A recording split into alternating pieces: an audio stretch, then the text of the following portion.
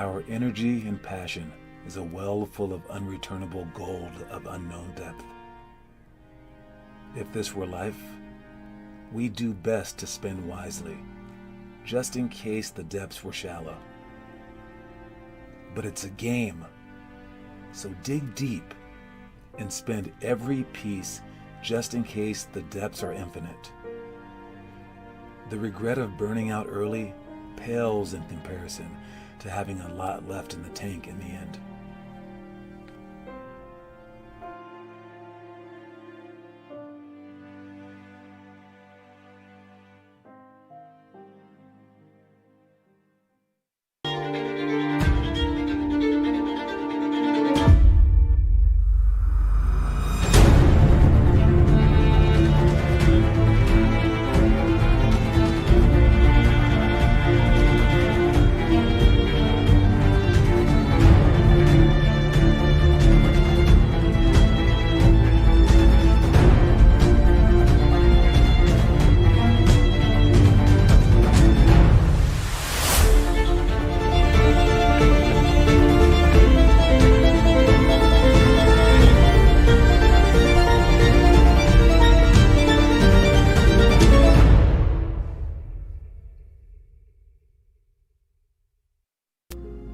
Life is 100 flights of stairs in a building with an elevator that goes extremely slow. Some were born on the 25th floor, but most of us were born on the first. In the quest to reach the top, the trick is to take the stairs, regardless of where you started out, and never enter the comfortable elevator, no matter how you've caught up.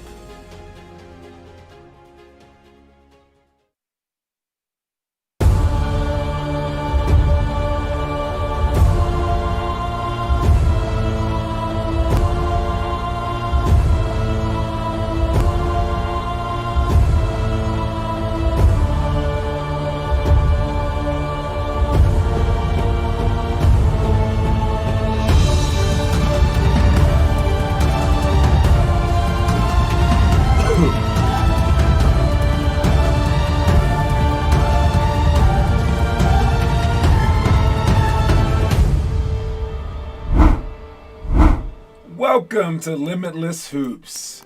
How you guys doing today, man? My name is John Sanders, just coming in out of focus right there, back into focus right now at your face. You guys have the book Limitless Hoops and are still doing it.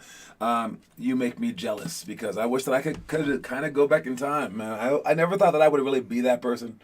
I did know that I would stay young forever, because I act young and I think young, but I thought that I could live a good enough life so that I would never want to go back. But, such is not the case.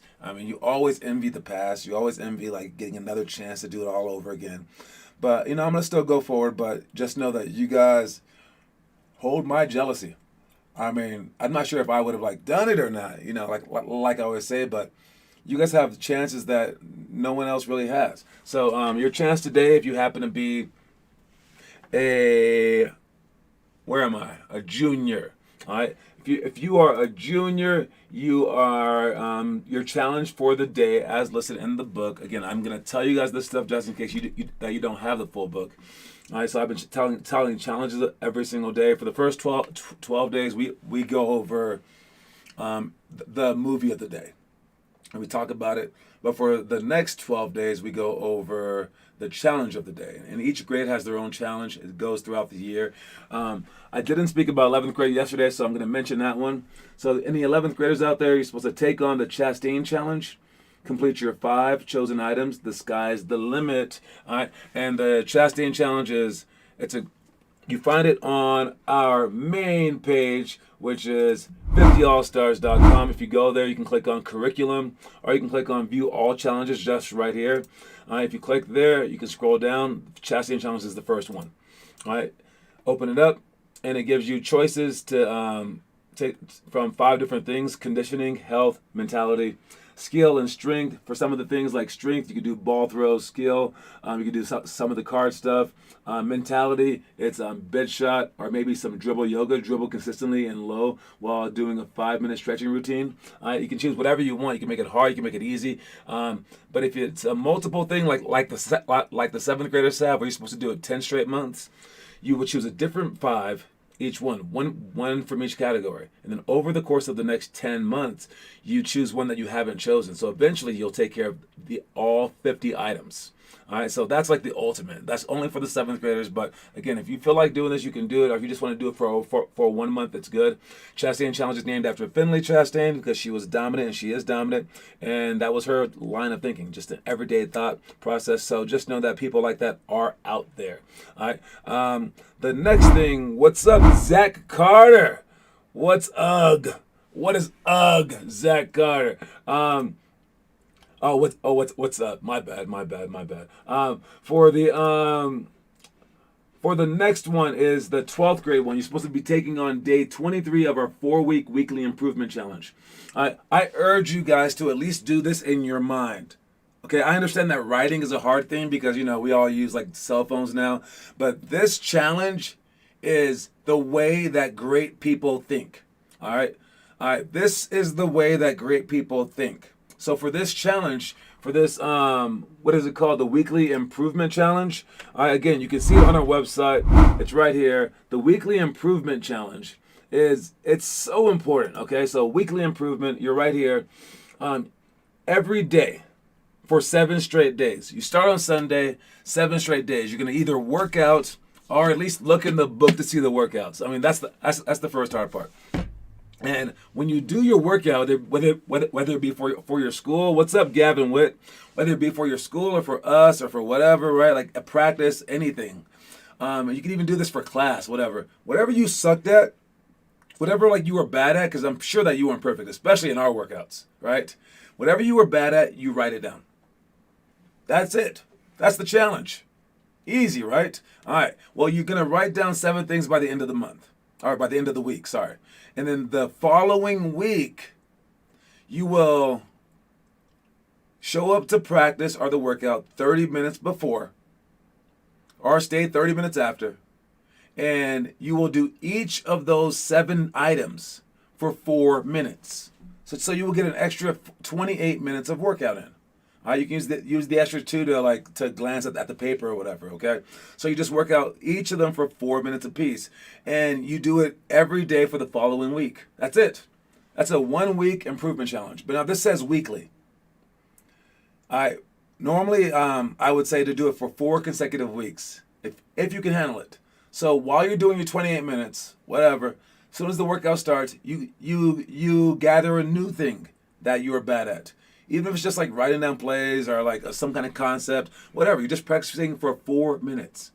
Whatever, like maybe someone stole the ball from you during the game and you didn't like that. Write that down. I want to get my crossover better.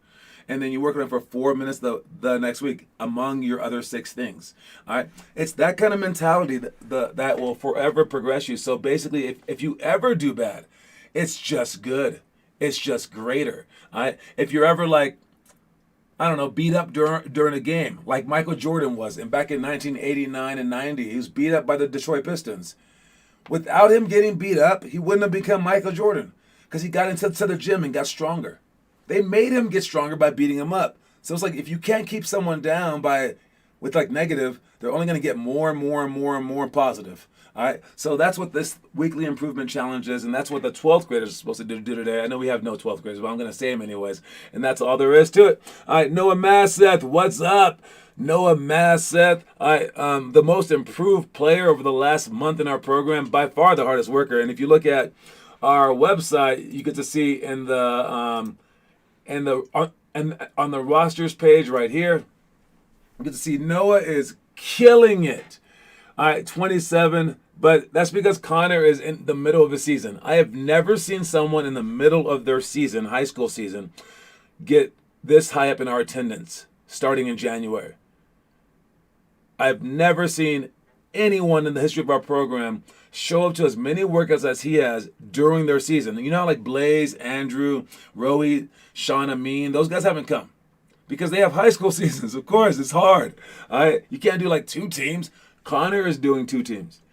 It is insane what he's doing. So you're barely ahead of him. Let's see if you can keep up, especially once he comes back at the end of February. All right, unless his team makes the playoffs, then it'll be like mid-March. All right, let's start real quick. We got let's start with the story of the day right after homework. Who's posting homework? Who's doing their thing right now? And again, it's there goes Derek Valdez. Derek Valdez posted some homework. We got the bank raps. What is that? The divine drill. Nice job. Bid shots. Gavin Witt posting some homework. All right. We'll see how good you get at that jump rope, man. The push-ups are great for you as well. Shots. Good job dribbling. The homework for the month is exactly what Noah Massa is doing right there. Ball spins, and I would love it. You know what? How about some of you guys never do the homework? Just never do the homework and see how good that you can get. Let's see who can get better out of the players that do the homework and the players that don't do the homework. And let's see which one of you guys that refuse to do the homework and post it. You can do homework on your own spare time. Do whatever you want. All right, but if you refuse to post it, let's see how good you get. And let's see if the ones who are posting get way better. My guess is that the ones posting are going to get better no matter what. All right, that would be like my experimental hypothesis. All right, and if you think otherwise, I guess you're just a gambling man. All right, and and it's still uploading. I see. And if speaking of gambling, Noah Masseth and Connor Rush were also the first people to ever gamble a coin on the shooting Sunday. We had about I think 8 players show up for shooting last Sunday night, and those 2 put in a coin. All right, whenever you put in a coin, you get to win half the pot if you win the 3-point contest at the end. We always do a 3-point contest at the end of shooting.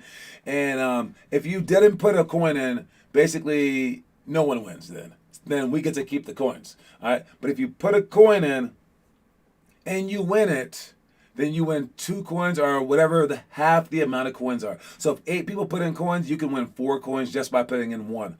All right, that's the gamble. It's also a way for us to get some coins back. So it's like a tax system. But the shots that you shoot then are very, very important shots. So look at this real quick. All right, Noah usually does pretty well for the shooting. He bid a coin, didn't make it even to the top 3 round. He lost immediately. Kiernan made it. All right, and Rohit made it, and Connor made it to the finals. Connor I don't think he has ever lost, ever, at this shooting thing. In 4 months, he has not lost one Sunday shooting thing. The moment he puts in a coin, he came in second place to Rohit. I don't think that's a coincidence, but it's not a bad thing. Those 2 tried. Those 2 are the only 2 people in our program who have felt what it's like to have so much pressure on them while shooting some great shots. So when it comes down to a game winner, and you're gonna have to shoot a pressure-filled shot in a game that's like where your hand is shaking, everyone else hasn't practiced that shot once. These guys had like 15 shots to practice that. 15 shots where they were so nervous that they lost. So now I'm gonna trust them during games. So you guys, I'm not saying to gamble all your coins away. I'm saying place pressure on yourself, and any kind of chance that pressure has, like any kind of chance that you have to go through pressure, go through it. All right. I said the story of the day. We'll talk about this quote in a little bit. Let's go with the story of the day. There's no overnight success. Whatever you can do each minute of today to make your dream that much closer to being a reality, that's what it takes to be successful.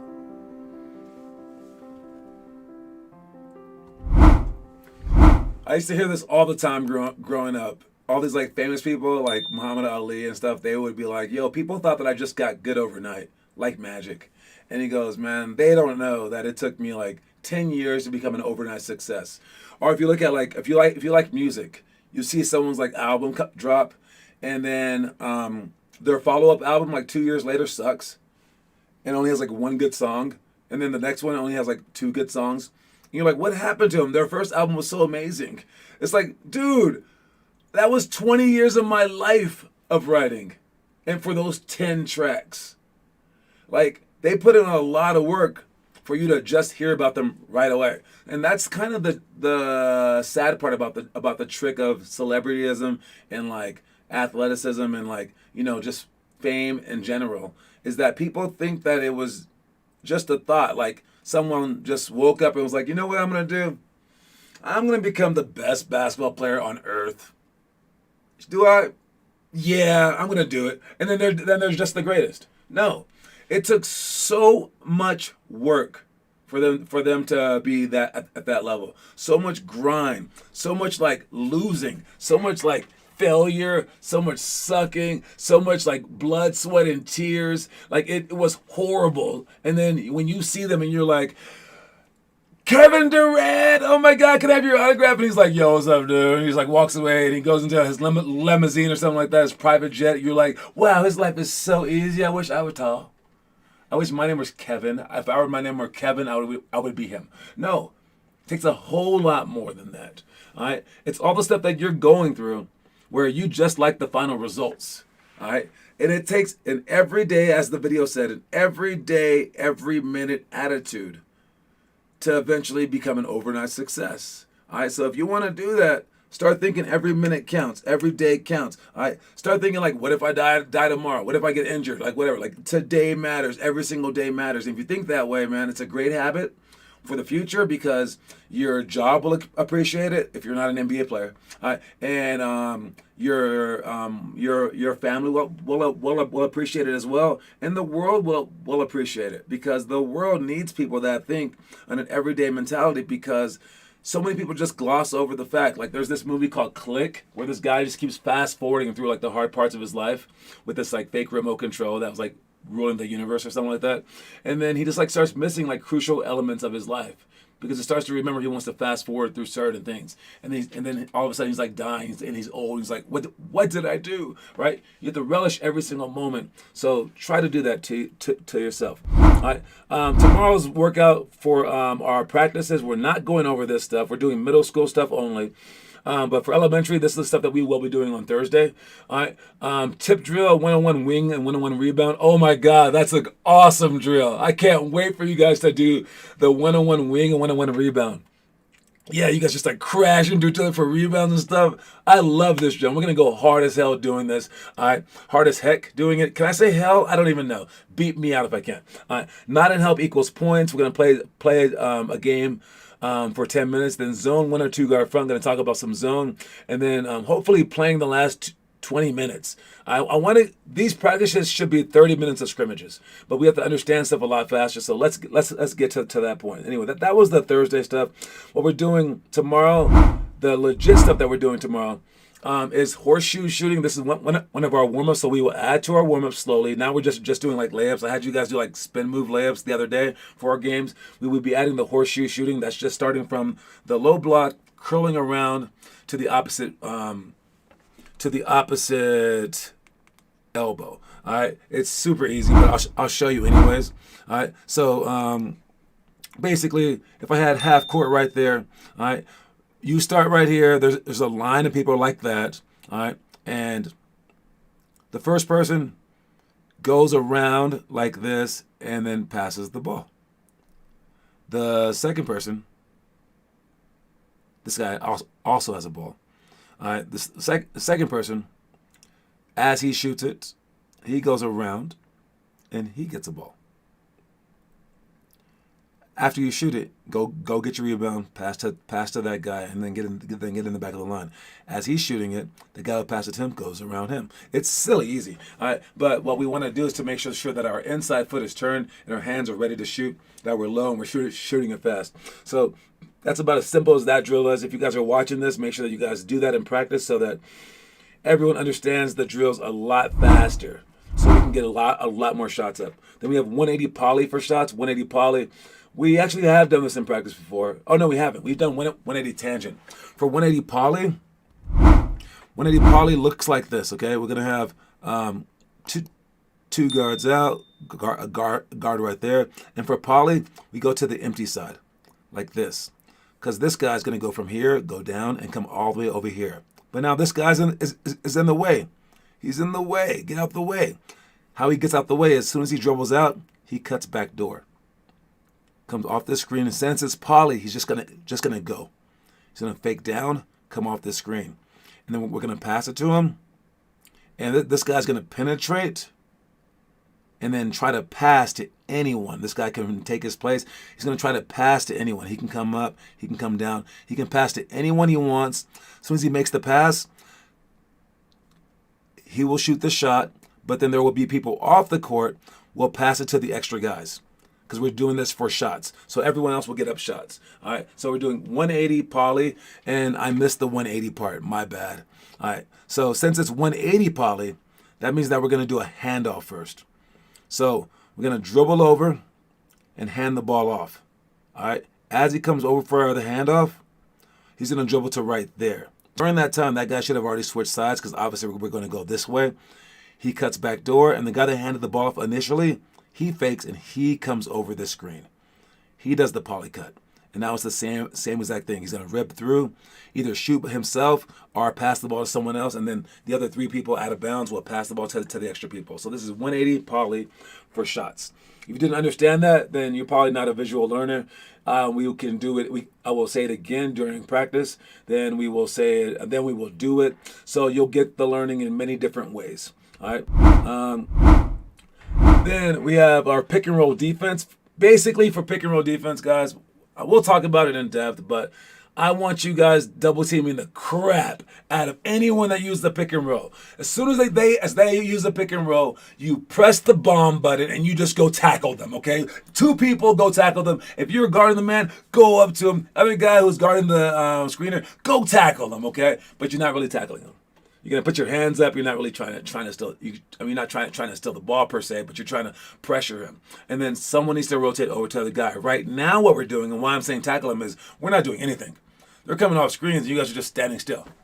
All right. You should see that moment as a chance to attack because other teams will start doing it to you, and you will be in trouble. And you will be like, "Yo, I can't do anything out of this. What do I do, coach? They're double teaming me."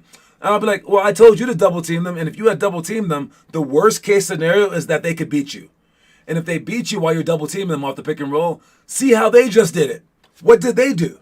Then you, whenever you get double teamed off the pick and roll, then you do what they do. If not, do all of our pick and roll workshop items, which we're going to do once again on February 5th. Make sure that you guys sign up for that. All right. Then we have point guard advance the ball ahead. We're going to teach you guys how to do an outlet pass and then how you rebound the ball, to turn, to blitzing that pass overhead, to catching it, to making like the person catching it needs to look up and down the court. After you catch it, it's a big first step and a big first dribble if someone isn't open. And then you sprint the ball to the middle looking up for everyone. So it's point guard advance the ball ahead because you're looking to either pass the ball ahead, which is a lot faster than you dribbling, or you're going to be looking to dribble the ball ahead as fast as you can. The last two are under 15 seconds, up by 4. If there's 12 seconds and you're up by 4, you need to maintain the lead by not giving up easy baskets. You don't want them to get wide open layups. You might be able to switch. You don't want to foul. All right. So if we're up by 4 with 15 seconds left and we have the ball, well, now we just don't want to have turnovers. Let them foul us. Don't try to overpass the ball and try to avoid fouls. If they're trying to foul you, allow them to foul you. Last one is deflections. We're going to play, and if anyone gets a deflection, you get a point. So hopefully you guys will learn how to pump fake passes and go back door and stuff like that. All right, real quick, we have our trivia question of the day. Let's see what that is today. Good luck. Who's winning trivia? I know that Connor scored his 7th point, and I believe Finn Kaufman has 9. All right. Don't know why it's not showing up, but yes, 9-7, and then we got Gavin Witt and Dylan Devaney both with 1. All right. The question today, answer it by the end if you're still here. When was the first season the NBA began officially recording blocks as a stat? So they've added stats throughout the years. They used to, not have a 3-point line, so not until like 1978 or something like that. So there's no 3-point stats before then. So anytime that you see like someone like older, like Jerry West, he didn't have a 3-point line, so we can't compare him to like Steph Curry and stuff like that. They also didn't keep rebounds for a second. They only really kept like points in the beginning. Steals, I'm not sure when they started keeping that one, but we want to know when was the first season the NBA began to officially record blocks as a stat. All right, let's see what the answer is. And, oh, really? Wow. I did not know that. All right, well, I will say the answer at the end of the show. If you answer it in the meantime, then you get a point. Whoever gets the most points by the end of the month wins a coin. All right, for the trivia. All right, let's finish up here. We got our high school stuff that, again, we're not doing it, but this is stuff that we've already done. It's drives and rotations. 180 tangent for shots. If you have any questions about this stuff, just let me know now. Down screen, screen away. 3 for layup and shot. 10 seconds tie game, and 10 plus seconds down by 3 with free throws. 1946 you're going with? That is not the answer. June 6th. That is terribly specific for a wrong answer. What happened on June 6th, 1946? I don't even know what happened. You might be thinking like the first guy to get a block shot, maybe. I don't know. This is the first time that the NBA officially kept stats. All right. When was the first season the NBA began officially recording blocks as a statistic? All right. Then to finish up here, we got our picture of the day. What is it? Our picture of the day is the trade deadline's coming up here. All right.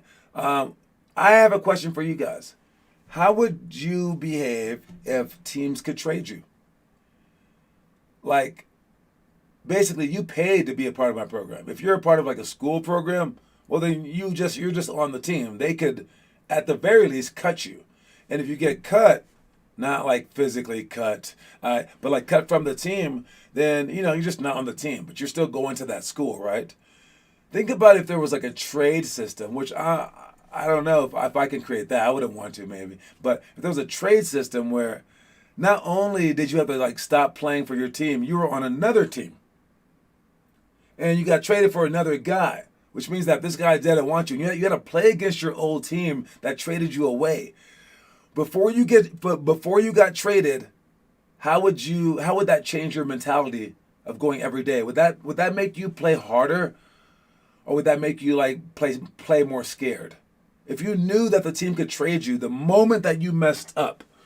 Bradley Beal is my second favorite player. He's a pretty good player, man. How would you react differently if you got traded? I know for myself, I think that would push me more. And if I did get traded, oh man, I'm going after that team, dude. I'd be like, you traded me? You traded me? Oh yeah, it would be kind of interesting and fun. I would like that kind of competitiveness. I like the idea of like I'm like a part of something that if I don't do my job, not only can I be gone, but they can replace me with someone who I will later be able to play against. Like, it's just a weird concept to even think about. But yes, how would you do if you could get traded? All right. To finish up here, I'm going to talk about the quote of the day. All right. The quote of the day is, success is yours. All right. Yeah, it's yours for the taking, man.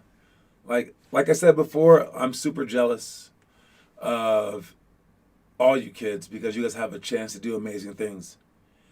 And I know that you're tired of hearing it, but there's so many cliche things out there that adults say to you. Like, always try your hardest.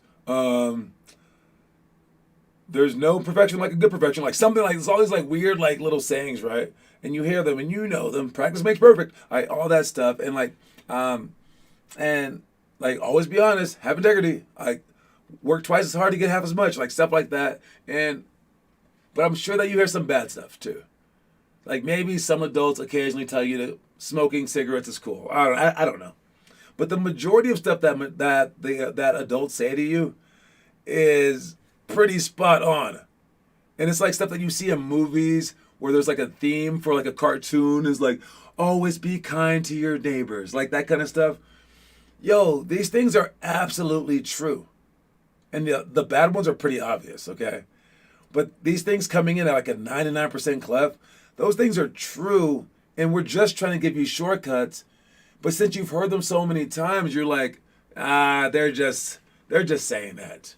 Dude, if you did these things, like you studied more than everyone, you worked harder at basketball more than everyone, like whatever, your life, once you turn like 18 or 21, is going to be like magnificent, like beyond compare of success. You're going to have everything you've ever wanted in terms of like relationships, in terms of business. Like if you just like cleaned your room, like literally just did chores around the house and got used to that, your life would be easier because you would be creating a habit of like working really hard. And then when you're older, you wouldn't be as lazy as I am, or as lazy as I feel. I think I work harder than most, but like I feel so lazy. I wish I could work harder, but I didn't grow up like that. And so you guys have a huge responsibility to yourself to listen to all these cliche, stupid sayings, repetitive sayings that all these adults who like didn't do them themselves. It's like, what did you do when you were growing up? Did you play video games, Dad? And he's probably like, well, yeah, right? And like, they're just trying to make your life better. And if you could do what they said, you would really appreciate it when you turn 30 and 40. You would be like a millionaire, probably, for some of you guys. Others of you guys would be like a life-changing human being. Others of you guys, if you listen to me especially, would be in the NBA. Or like your own personal NBA, whatever your level happens to be. If you're 2 feet tall, we'll get you to make the varsity team. 5 feet tall, we'll get you to make D1, okay? I can't promise you the stars, but I can promise you you'll make it to your NBA. So realize that success is absolutely yours for the taking, or just to give it away. It's up to whatever you want, whatever you put in. So make sure that you put in the right things, okay, you guys?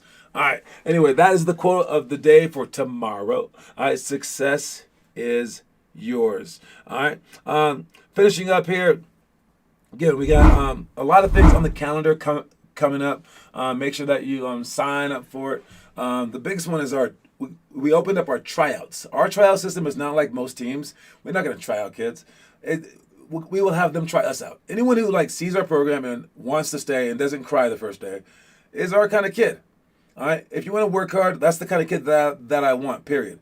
All right. So we will have a lot of kids, a lot of new people coming. We have a new player that just signed up today. It's Sol Reyes.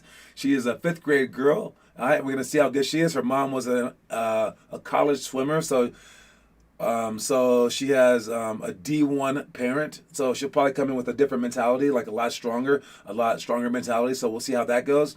We had 2 other people interested, and they might come, but over the next month, watch out when these new kids show up. And I want you guys to push the new kids. All right, don't be too nice to them. Like push them, tell them to go faster, tell them to go harder. All right, show that you're serious as well. Show them how hard you can work too. So when they show up, they know what we're about. Okay, you guys? Anyways, let's see. I'm going to go harder than anyone in the program. Good job, Noah Massett. We'll see what happens, man. Anyway, that's my time, you guys. I'll see you if you guys if you're coming to work out tonight. And great job to everybody who's leading the attendance. Amazing job, you guys. All right, cue my music in a second. And I will see y'all when I see ya. All right, peace, y'all.